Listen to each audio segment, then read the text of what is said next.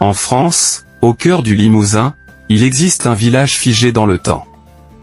Ses rues sont désertes, ses maisons en ruine, et son silence résonne comme un cri étouffé. Ce lieu s'appelle Oradour-sur-Glane.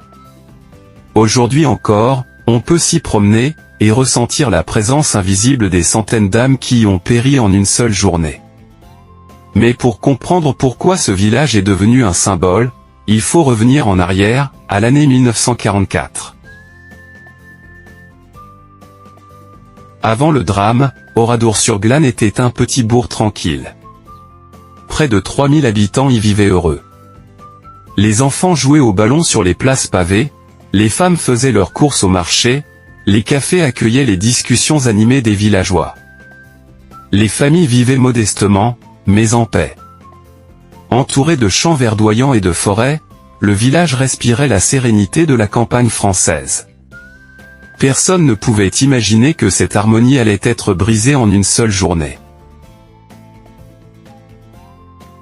Le 10 juin 1944, seulement 4 jours après le débarquement de Normandie, une division SS allemande se dirige vers Oradour. Officiellement, il s'agissait d'un simple contrôle. Mais dès leur entrée, les soldats ordonnent à la population de se rassembler sur la place du marché. La tension monte. Les hommes sont séparés des femmes et des enfants. Personne ne comprend vraiment ce qui se prépare. Les regards s'échangent, certains tentent de rassurer leurs proches.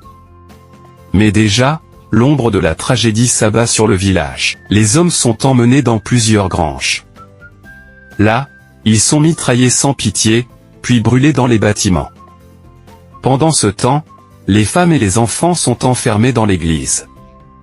Peu après, des explosifs et des flammes transforment ce lieu de prière en enfer.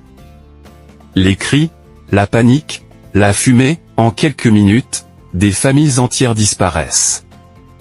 Au total, plus de 640 habitants, dont des enfants, périssent ce jour-là. Le village est ensuite incendié maison par maison. Oradour n'est plus qu'un champ de cendres. Lorsque la guerre prend fin, une question se pose, faut-il reconstruire Oradour?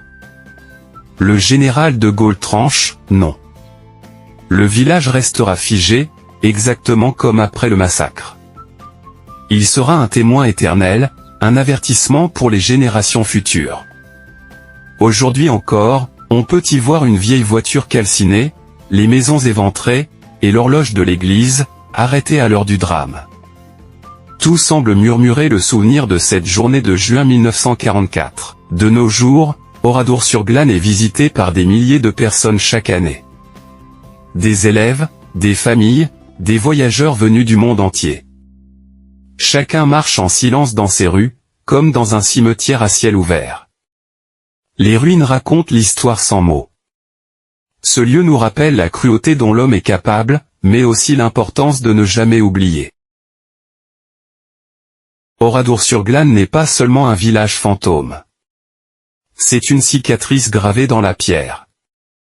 Un témoignage de la barbarie, mais aussi une leçon de mémoire. Car oublier, ce serait laisser l'histoire se répéter.